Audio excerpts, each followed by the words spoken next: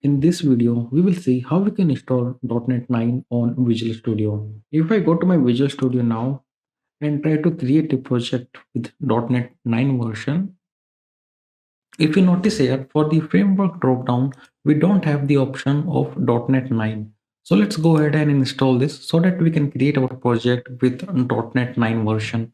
Let's close this and open the browser. Okay, so you need to search for download .NET 9.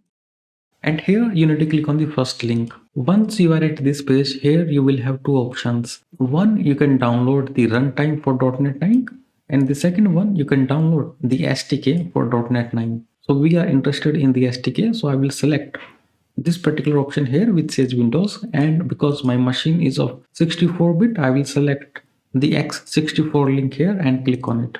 A download will start on your machine. Let's wait for this to complete. Once the file is downloaded, you can click on it to open it and it will start the installation wizard. You can click on install here. So let's wait for this to get complete. Okay guys, the download process was completed. So now let's close this. Once the installation is done, you need to update your Visual Studio also. So let's open up the Visual Studio installer.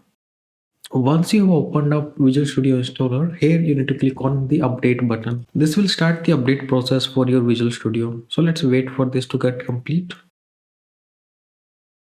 Once the update process is completed, you can see the updated version here.